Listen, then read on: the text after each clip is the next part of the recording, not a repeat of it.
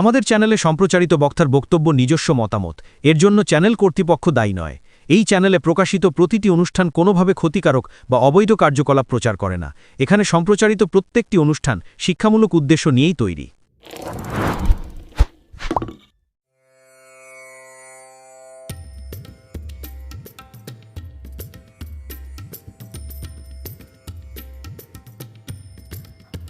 চুঁচুড়ার ধরবাড়ির ১৫০ বছরের ঐতিহ্যবাহী রাজা কার্তিকের পুজো আজও অটুট পারিবারিক বন্ধনে।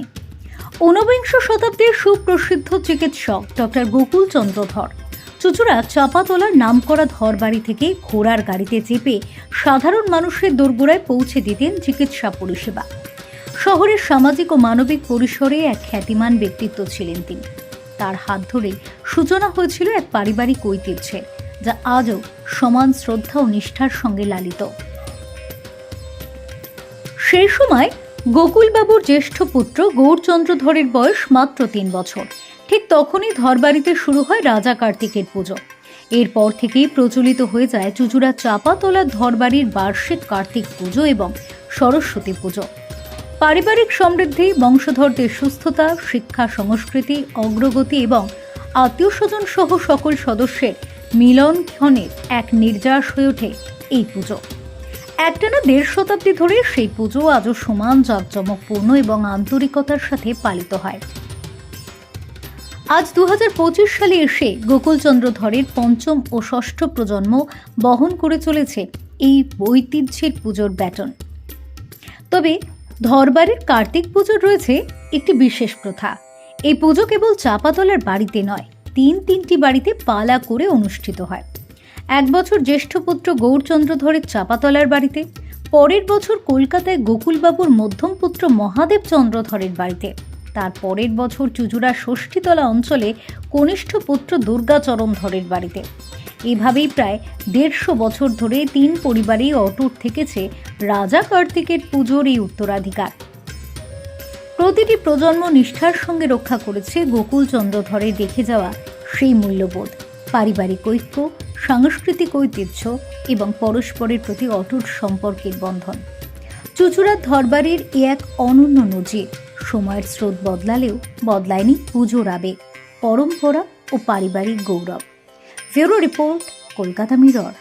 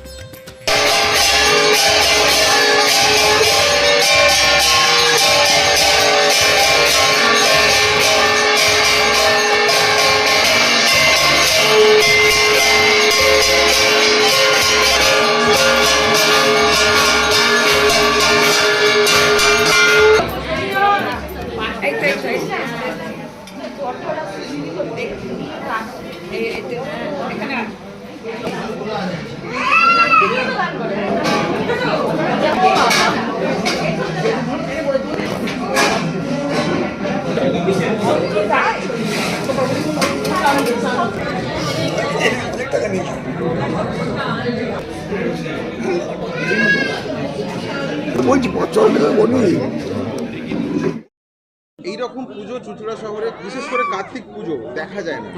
বলবেন এই পুজো সম্বন্ধে, আপনি তো বহু পুরনো লোক। একদম আমাদের মানে কি বলুন তো, 1 মণ চালের নৈবেদ্য হয়, 25টা পুজোর দিন হয়, পরের দিন একটা নৈবেদ্য।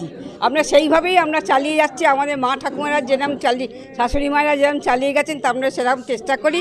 আমাদের ছেলে বউদের, মেয়েদের সবাইকে এরকম শিখিয়েছি। আর আমরা 6 যা, কিন্তু তার মধ্যে সবাই একটুখানি আমি একটু সবাইকে নিয়ে করি।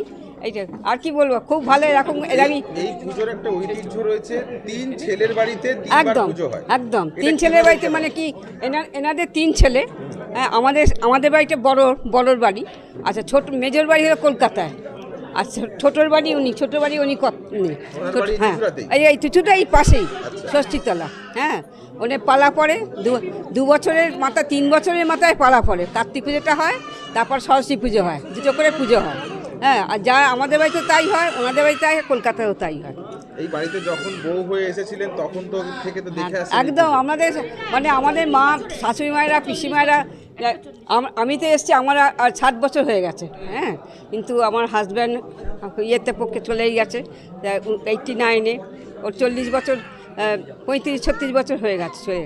তো আমরা সেই যাই হোক এখানেই আমরা আসি, সবাই মিলে একসঙ্গে একত্রে কাজ করি, করি, আনন্দ করি, হই হই করি, সবাই ভালো, ছেলেরা বউয়েরা সব ভালো, আমাদের মানে খুব সে হেল্প করে করে আর কি। এই যে ধর পরিবারের যে ঐতিহ্যকে বহন করে চলছে এখন আমরা চালিয়ে যেতে চেষ্টা করছি। আগামী দিন আপনাদের পরের জেনারেশন একদম এই তো বই আছে, পরের জেনারেশন আছে, সব করবে। মেয়েরা আছে সবাই, তো আমাদের মেয়েরা সব বিয়ে হয়েছে, সব মেয়েরা আছে আমাদের সঙ্গে সহযোগিতা। হ্যাঁ, আপনার নামটা বলুন। আমার নাম সবিতা ধর।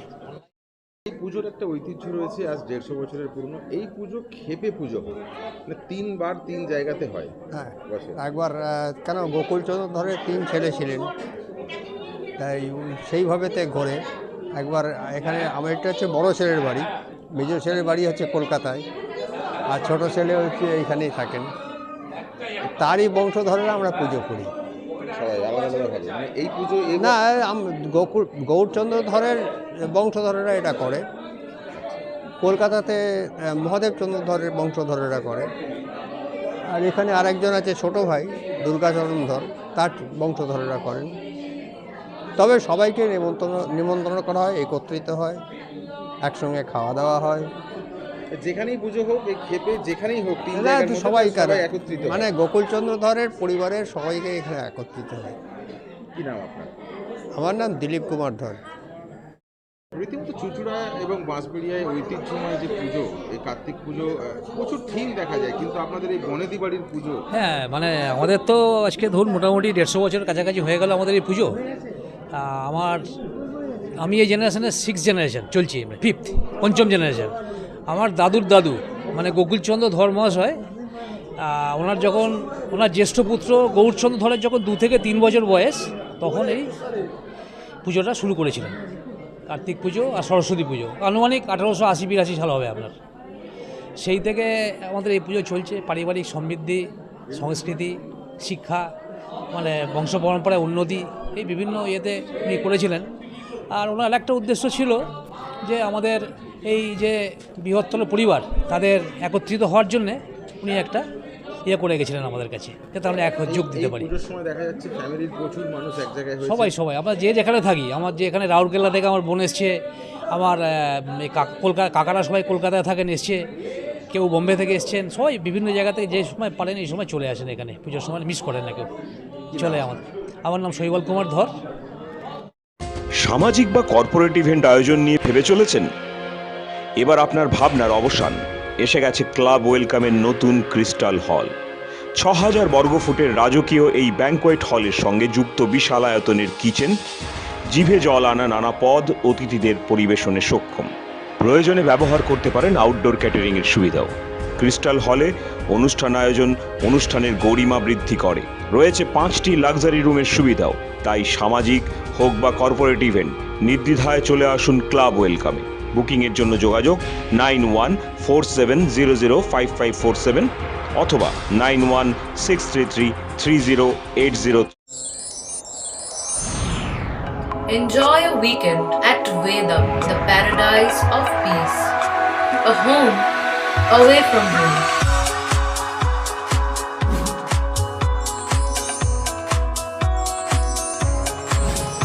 See yourself resonating with the nature. Vedam welcomes you to create your best memories.